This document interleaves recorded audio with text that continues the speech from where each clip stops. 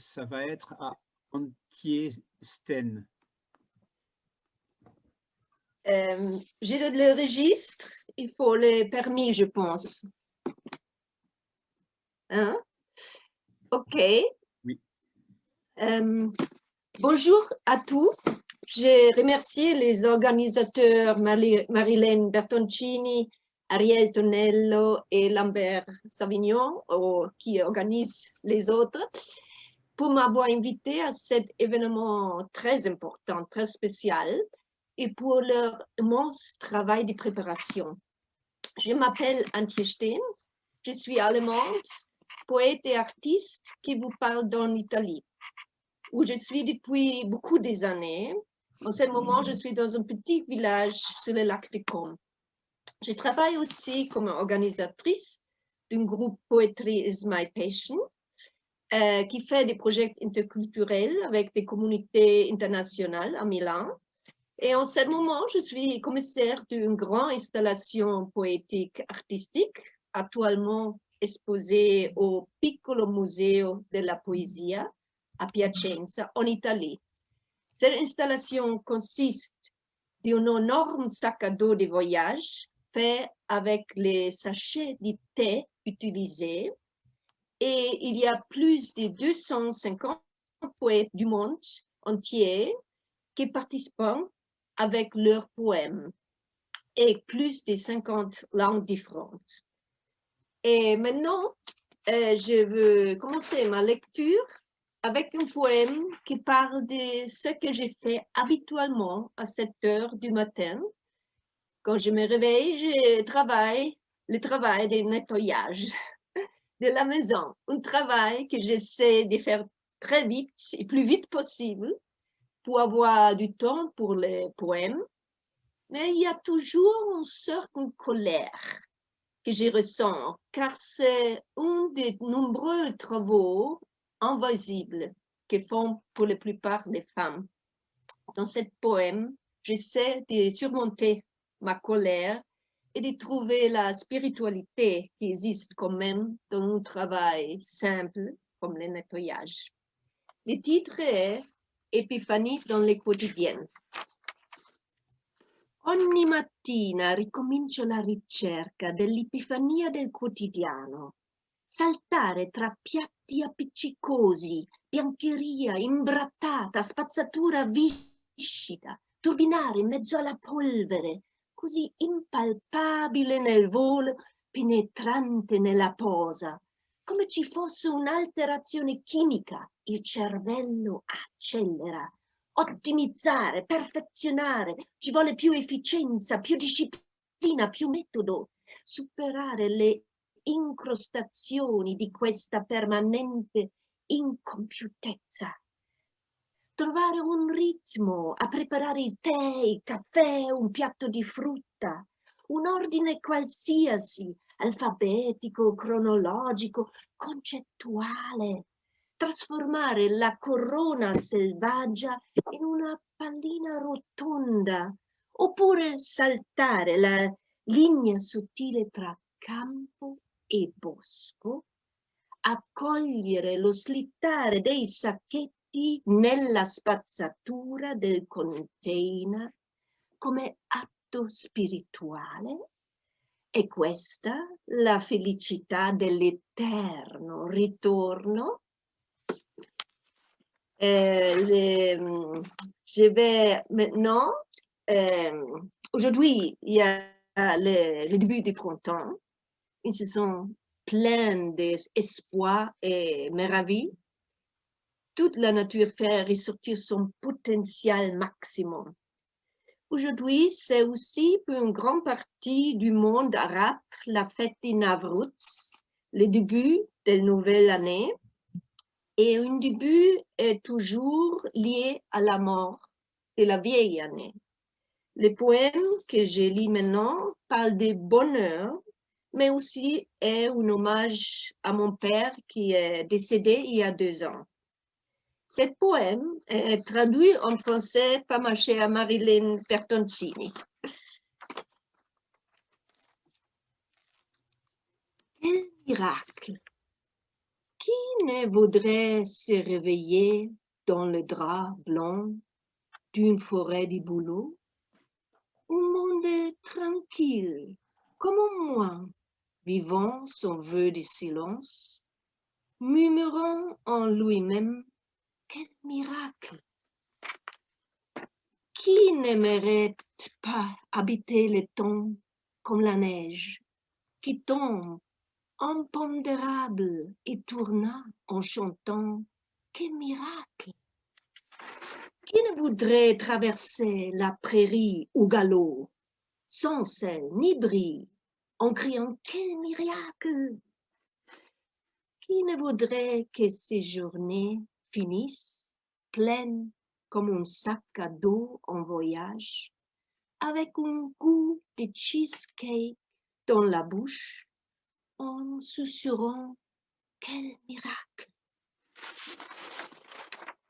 Et maintenant, les prochains poèmes parlent de l'urgence.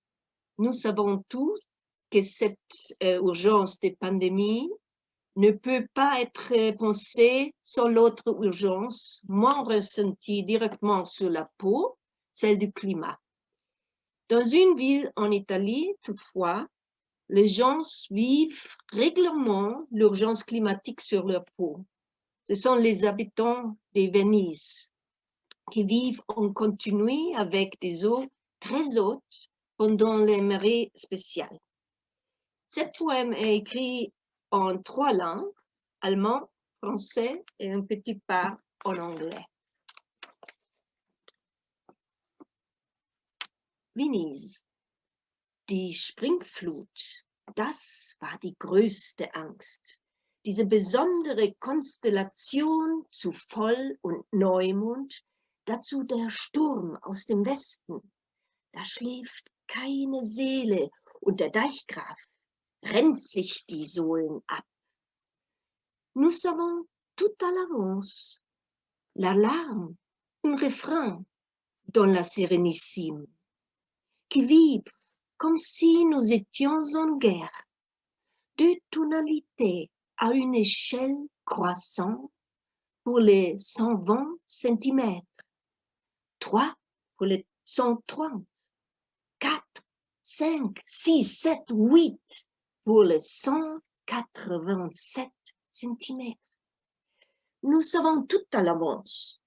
Toutefois, quand cette son arrive, l'esprit crache en capture des écrans bleus.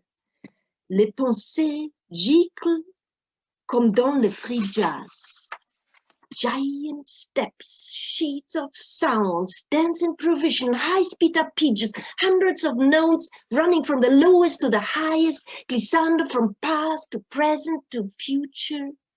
Et le piano essaye de suivre derrière. Et le cœur est une pompe qui aspire à vide. Nous savons tout à l'avance. L'eau façonne notre esprit. Du ciel, elle s'étire comme les dents d'une peigne. La mer jaillit des égouts à la vitesse des hydrocoptères.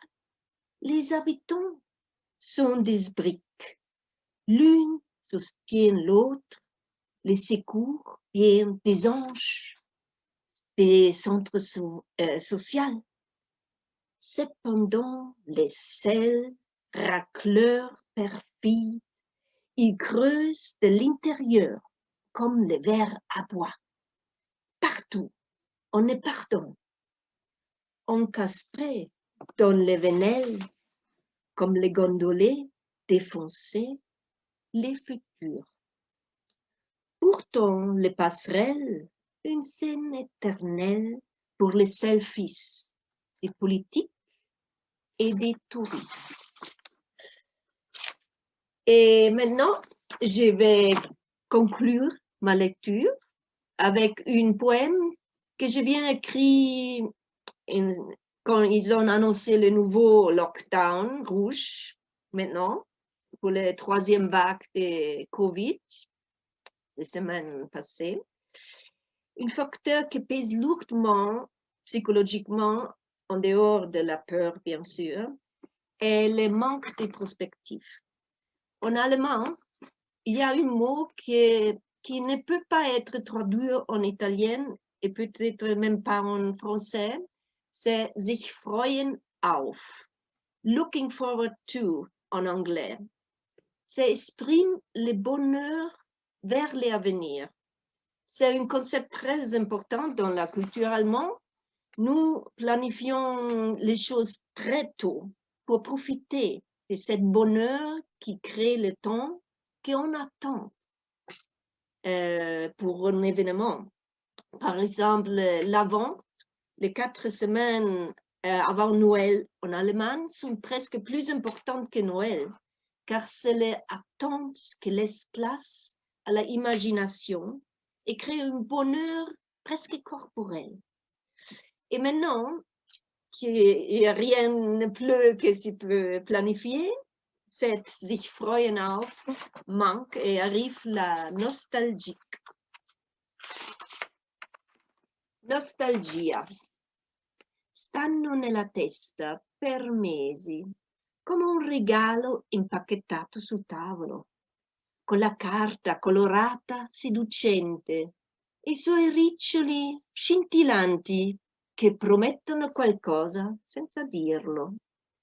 E finalmente, seduta nel treno ultraveloce, con suo muso da anatra, le valigie tirate di dietro o a fianco, fischi da acufene, il bip vibrante delle porte, e tu compagno fuori sulla piattaforma che offre una sigaretta a un barbone, e con la cicca in bocca, prima accende al barbone, poi a se stesso. Tu agitata sul sedile, tra gente che tossisce, starnutisce senza senso di colpa, mentre uomini d'affari perdono le inibizioni, si staccano la cravatta, aprono la camicia e bevono l'acqua a canna. E sari coloratissimi su corpi voluminosi strusciano in terra, si incastrano nel corridoio, ti sfiorano la faccia e tu sei semplicemente felice di questo tempo liscio e fluido che ti porta al mare. Sono passati secoli da quando toglievamo per qualche settimana i pali delle nostre palafitte per trasformarli in zattere. È strano sentirsi invecchiare senza diventare vecchi. Je remercie beaucoup à tous et maintenant je passe la parole à la prochaine. Bonne continuation.